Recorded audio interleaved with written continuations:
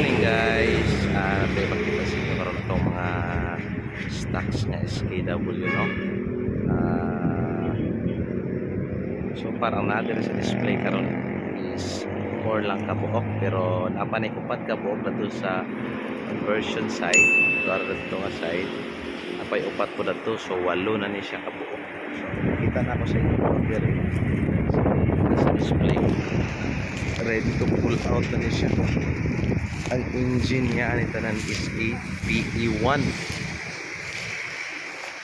V8 VE1-1 engine. So same ra gyapon lang nga iksura tanan. Kailain na na kay makara sila engine. Upholstery na, naka-upholstery na siya, naka-paint na siya. So na siya mga battery. So ready to pull out na gid siya, ready to inspection. So muna yung itsura niya. Okay guys, sa atong mga unit.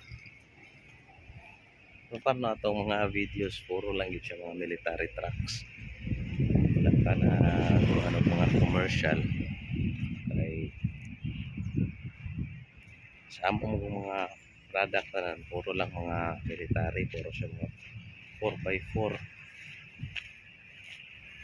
off-road type ng mga trucks. Gamit din siya pang farm, pang bukid lang yun siya.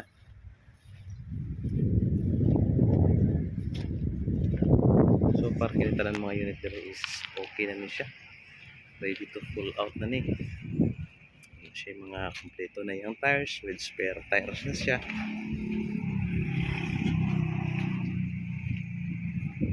Pwede na to siya i-road test.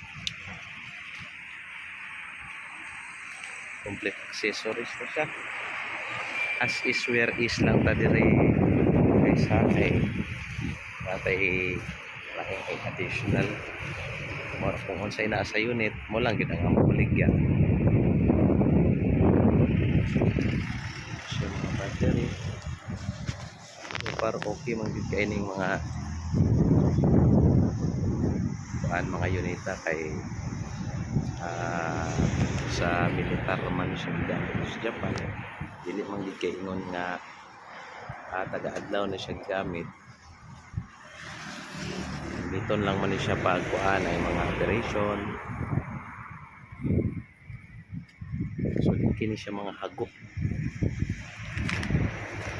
unlike sa mga commercial nga everyday siya gina-use dito sa mga company. Para sa ning mga military is lang for operational lang.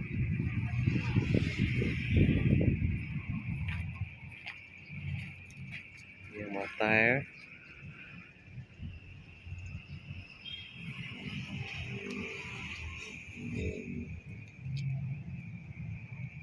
eight units na sila.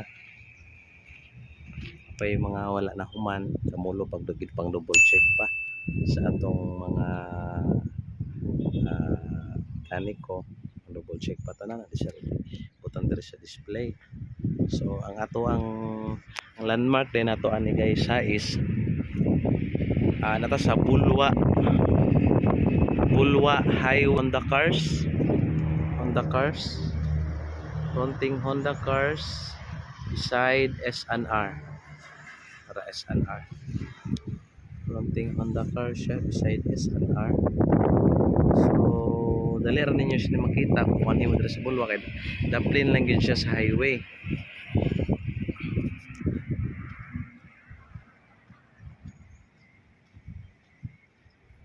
So siya yung landmark. Kita do sa inyo ang area. Dali ra po din siya matultulan just in case dili mo makatawag kung mo diretso lang mo anhi.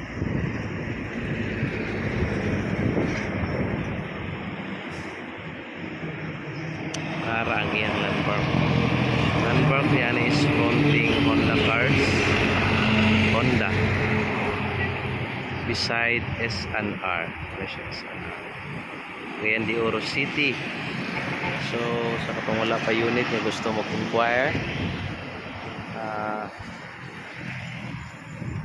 feel to visit here at Pulwa. So, gusto mo mag-inquire, gusto mo magkuhan, pwede. So paandar, mag-road test, pwede tayo. Yan lang mag-adlaw para ma-assist mo namo dire.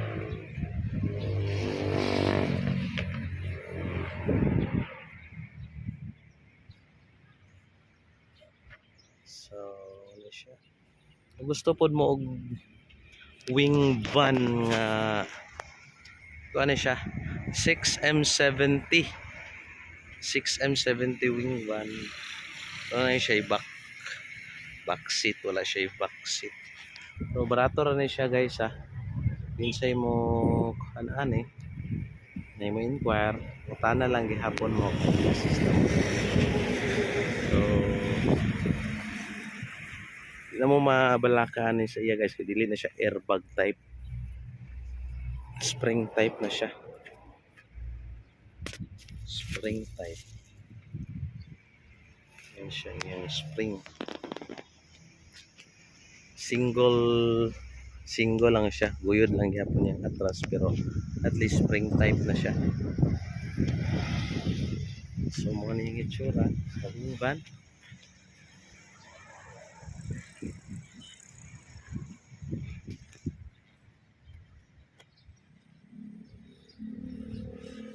So far so good.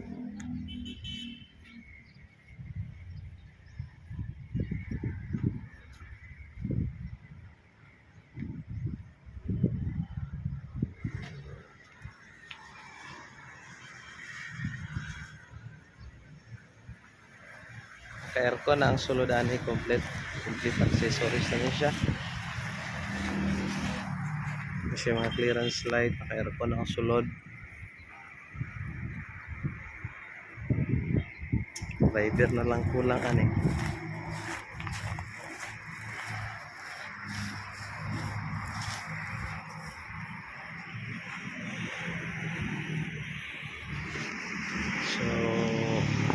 para to, gusto mo mag-inquire or gusto lang mo mangutana, magbilin lang kog number dire para inyong tubag na to kung uban ninyo mga pangutana. O gusto pod mo diretso, so basta kay ang iyang landmark fronting on the cars beside in SNR Pulwa Highway, Cagayan de Oro City. So mo itong yard, dali rin nyo siya makita guys, kay front pa na siya, highway lang yun siya, daplin sa highway. So dali rin nyo matultulan, di pa mo makaabot sa fish port. Ay fish landing dito nga side dire, crossing unahan na ani na crossing, patuo ka fish landing na di pa kaabot ana mo ni siya nga yarda.